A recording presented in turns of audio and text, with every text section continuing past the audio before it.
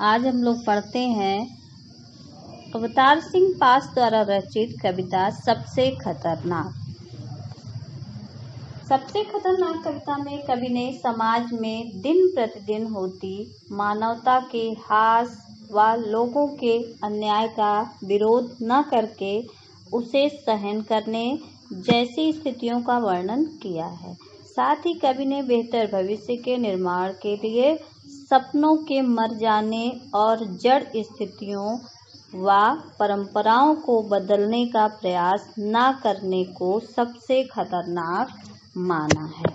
आइए पढ़ते हैं कविता सबसे खतरनाक। मेहनत की लूट सबसे खतरनाक नहीं होती, पुलिस की मार सबसे खतरनाक नहीं होती, गद्दारी लोग की मुट्ठी सबसे खतरनाक नहीं होती, बैठे बिठाए पकड़े जाना बुरा तो है, सहमी सी चुप में जकड़े जाना बुरा तो है, पर सबसे खतरनाक नहीं होता। गद्दारी देश के शासन के विरुद्ध होकर उसे हानि पहुंचाने का भाव, लोभ, लालच, सहमी, डरी, जकड़े जाना, पकड़े जाना। कवि ने दिनों दिन अधिकाधिक नृशंस और क्रूर होती जा रही स्थितियों को उसकी विद्रूपताओं के साथ चित्रित किया है। कवि यहाँ उन स्थितियों का वर्णन करता है जो मानव को दुख तो देती हैं परंतु सबसे खतरनाक नहीं होती। जैसे यहाँ पर कवि ने बताया है कि किसी की मेहनत की कमाई को लूटने की स्थिति सबसे खतरनाक नहीं है, क्योंकि उसे फिर पाया जा सकता है। यदि आपकी धन संपत्ति लूट गई है तो यह स्थिति खतरनाक तो है किंतु सबसे खतरनाक नहीं है, क्योंकि हम मेहनत करके उसे पुनः प्राप्त कर सकते हैं। पुलिस की मार पड़ना भी इतनी खतरनाक नहीं है। किसी के साथ गद्दारी करना, अपने देश के साथ गद्दारी करना और पकड़े जाना, देश के विरुद्ध षड्यंत्र रचना भी अत्यधिक खतरनाक स्थिति है, परंतु यह सबसे अधिक खतरनाक नहीं है। संघर्ष किए बिना यूं ही पकड़े जाना। कवि यहाँ पर कहना चाह रहा है कि संघर्ष किए बिना पुलिस द्वारा पकड़े जाना एवं जेल में डाल दिया जाना भी बहुत खराब स्थिति है। अन्याय के विरुद्ध चुपचाप सहमे पड़े रहना। आपके साथ अन्याय हो रहा है और आप उसे बर्दाश्त कर रहे हैं, चुपचाप सहन कर रहे हैं, परंतु इन सबको मानवता के लिए सबसे खतरनाक नहीं कहा जा सकता। यह जो स्थितियां हैं कौन कौन सी? मेहनत की कमाई का लुट जाना, लोभ में पड़कर अपने देश या दूसरों के साथ गद्दारी करना, रिश्वत लेना, ये सारी स्थितियां खतरनाक तो हैं परंतु अन्य बातों जितनी खतरनाक नहीं है। इससे भी खतरनाक बहुत कुछ है और हो सकता है। कपट के शोर में सही होते हुए भी दब जाना बुरा तो है, किसी जुगनू की लौ में पढ़ना बुरा तो है, मुट्ठियां भींचकर बस वक्त निकाल लेना बुरा तो है, सबसे खतरनाक नहीं होता। यहाँ कवि कहता है कि किसी दोष के बिना, आपने कुछ किया नहीं है, कोई आपका दोष नहीं है, फिर भी आप पकड़े जा रहे हैं, ऐसी स्थिति में आपको बुरा लगना स्वाभाविक है। यह स्थिति बुरी तो है। अन्याय को डर कर चुपचाप सहन करना भी बुरी बात है, सही होते हुए भी दब जाना।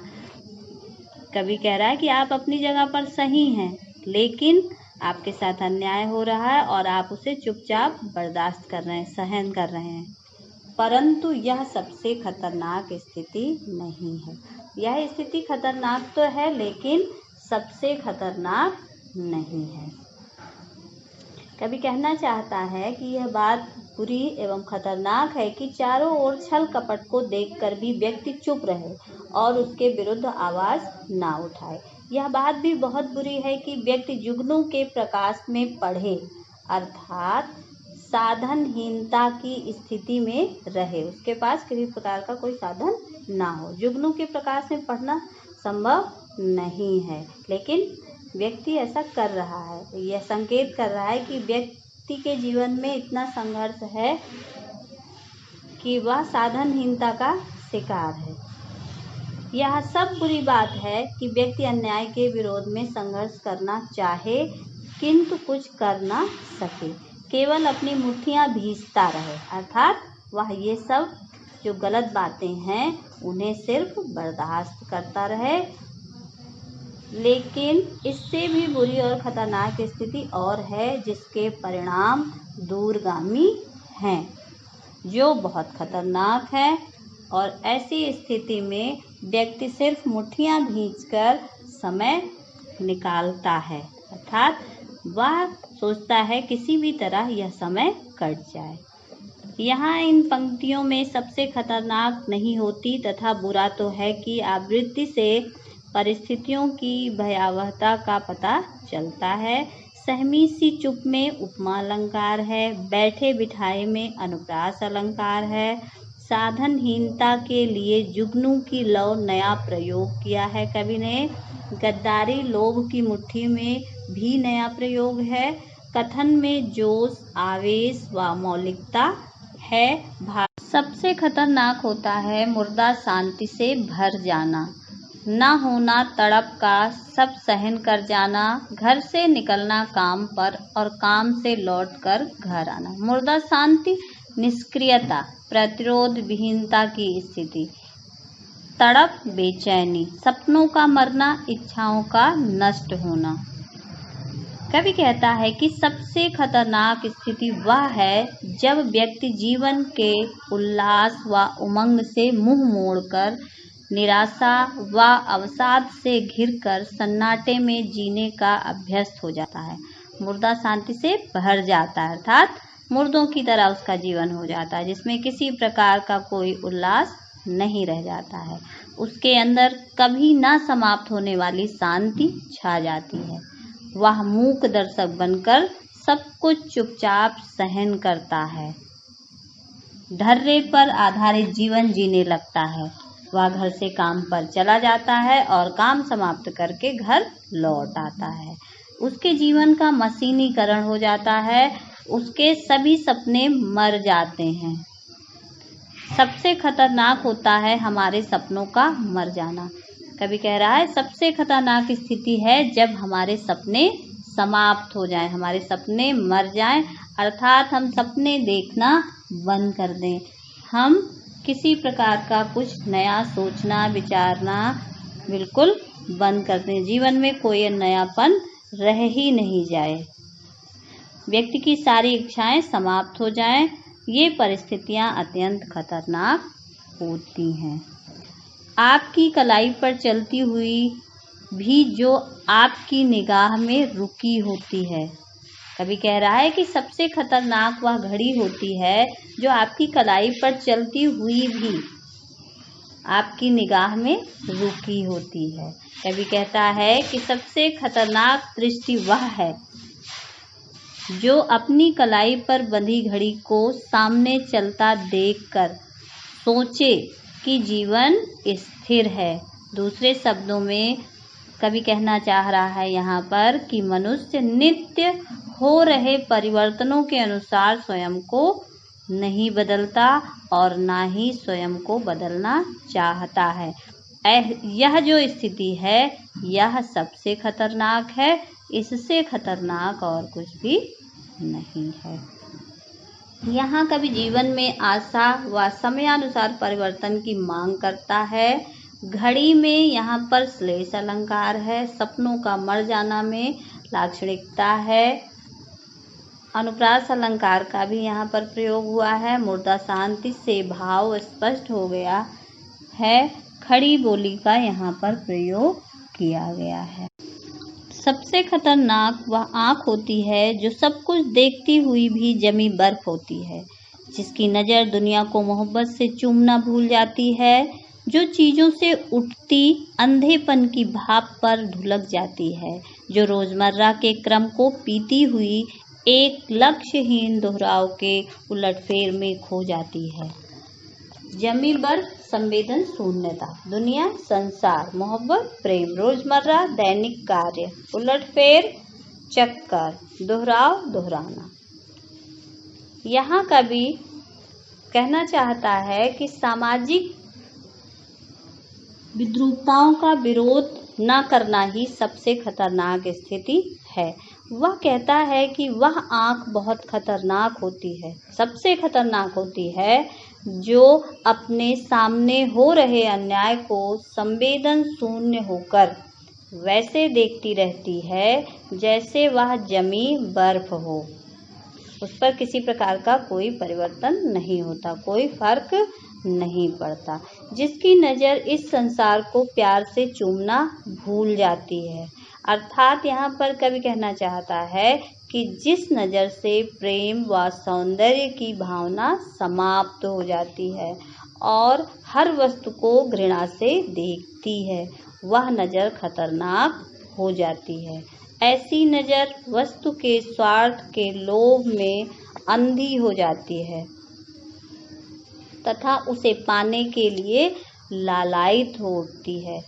वह खतरनाक होती है वह जिंदगी जो दैनिक क्रियाकलापों में संवेदनहीनता के साथ भटकती, लक्ष्यहीन, जिसका कोई लक्ष्य ही नहीं है, लक्ष्य से हीन है, लक्ष्य से भटक गई है, भटकती रहती है, जिसका कोई लक्ष्य नहीं है, जो लक्ष्यहीन होकर अपनी दिनचर्या को पूरा करती है, खतरनाक होती है।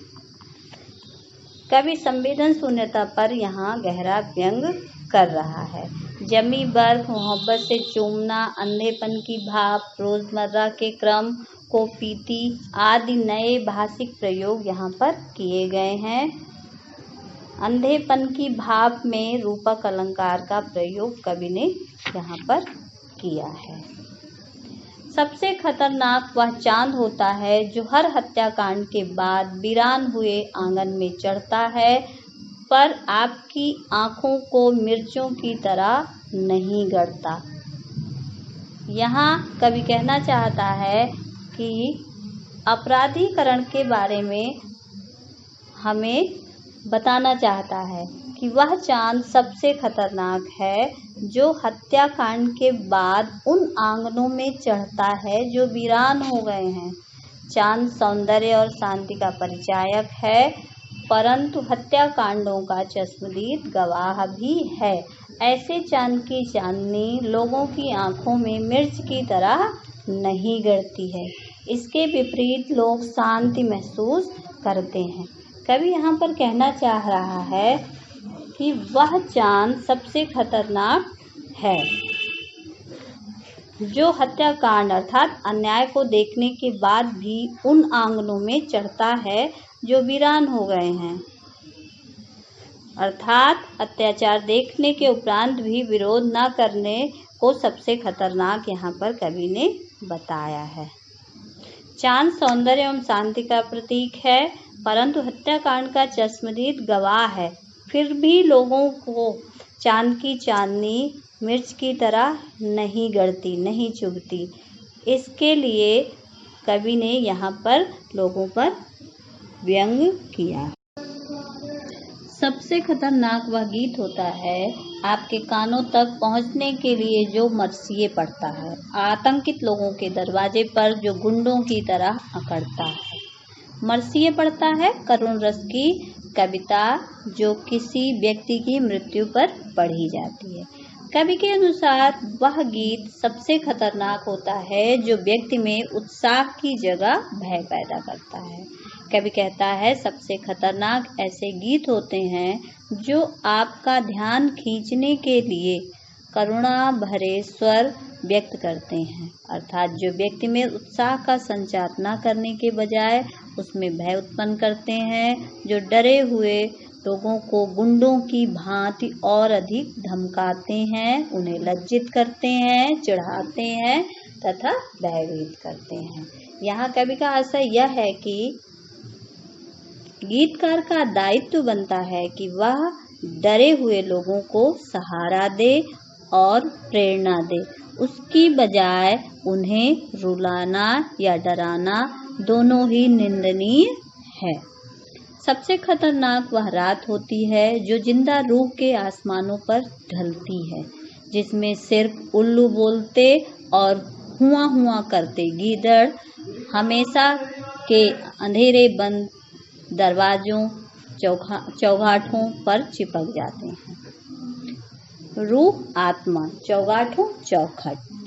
कवि कहता है कि वह रात सबसे खतरनाक होती है जो जीवित आत्माओं अर्थात मनुष्यों के संसार पर आ घिरती है, जिसमें सिर्फ उल्लू बोलते हैं या गीदड़ हुआ हुआ करते हैं। ये उल्लू और गीदड़ हमेशा हमेशा के लिए बंद हुए अंधेरे दरवाजों और चौखटों पर जाकर चिपक जाते हैं। कवि का आशय यह है कि वे अंधी रूढ़ियां सबसे खतरनाक होती हैं जो जीवित मनुष्यों के दिलों पर प्रभावी हो जाती हैं। उन रूढ़ियों का महिमागान करने वाले लोग उल्लुओं और गीदड़ों की भांति हुआ हुआ करते हुए अज्ञानी लोगों के हृदयों पर सवार हो जाते हैं। यहाँ पर कवि बताना चाह रहा है कि सबसे खतरनाक स्थिति वह है कि हम जो पुरानी परंपराएं हैं, पुरानी रूढ़ियां हैं, वे खतरनाक हैं और फिर भी हम उनसे चिपके हुए हैं और उनकी तारीफ, उनकी प्रशंसा करने वाले लोगों को कवि ने किनके समान कहा है?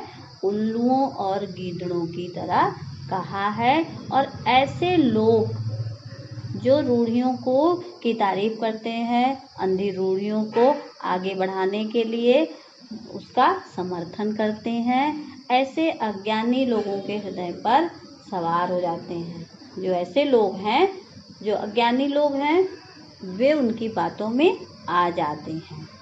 वे उन्हीं रूढ़ियों को तोड़कर बाहर नहीं निकलने देते। अगर व्यक्ति इससे बाहर भी आना चाहता है तो जो ये उल्लू और गीदड़ की तरह इन रूढ़ियों से चिपके हुए लोग हैं, वे हमें इन रूढ़ियों से बाहर भी नहीं निकलने देना चाहते।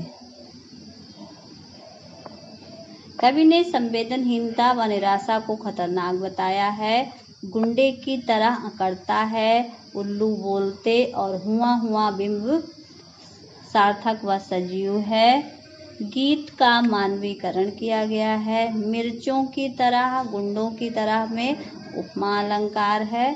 खड़ी बोली का यहाँ पर प्रयोग किया। सबसे खतरनाक वह दिशा होती है जिसमें आत्मा का सूरज डूब जाए और उसकी मुर्दा धूप का कोई टुकड़ा आपके जिस्म के पूरब में चुभ जाए। मेहनत की लूट सबसे खतरनाक नहीं होती, पुलिस की मार सबसे खतरनाक नहीं होती, गद्दारी लोभ की मुट्ठी सबसे खतरनाक नहीं होती। यहाँ इन पंक्तियों में कवि कहना चाह रहा है कि सबसे खतरनाक वह दिशा है जिसमें आत्मा का सूरज डूब जाता है, क्योंकि ऐसी स्थिति में व्यक्ति अपने अंदर की आवाज को नहीं सुनता। उसकी मुर्दा अर्थात प्रतिक्रिया विहीन जैसी स्थिति सबसे खतरनाक होती है। उसकी सोच एवं विचारधारा मुर्दा धूप का टुकड़ा होती है जो मनुष्य के शरीर पर कांटे की तरह चुभी रहती है। भाव यह है कि आत्मा के मर जाने पर उसकी मुर्दा छाप अर्थात रूढ़ियों से ग्रस्त विचारधारा हमारे साथ चिपक कर हमारी पहचान बन जाए तो यह स्थिति सबसे अधिक खतरनाक है। कवि कहता है कि किसी की मेहनत की कमाई लुट जाए तो वह खतरनाक नहीं होती। पुलिस की मार या गद्दारी आदि भी इतनी खतरनाक नहीं होती, बल्कि सबसे खतरनाक स्थिति तो वह है जब व्यक्ति के अंदर विषम परिस्थितियों में संघर्ष करने की क्षमता ही समाप्त हो जाए। यहाँ इन पंक्तियों में कवि पुराणपंथी विचारधारा का विरोध करता है। वह रूढ़ एवं शांति रखने वाली विचारधारा को मुर्दा धूप का टुकड़ा कहता है, जो कांच के टुकड़े की भांति मनुष्य के शरीर में चुभी हो। यह नवीन प्रयोग अत्यंत सशक्त है। आत्मा का सूरज में रूपक अलंकार मौजूद है। यहाँ आत्मा के लिए सूरज उपमान बहुत सार्थक एवं सशक्त है। जिस्म के पूरब में भी रूपक अलंकार उपस्थित है। कवि की कथन शैली सर्वथा नई एवं मौलिक है।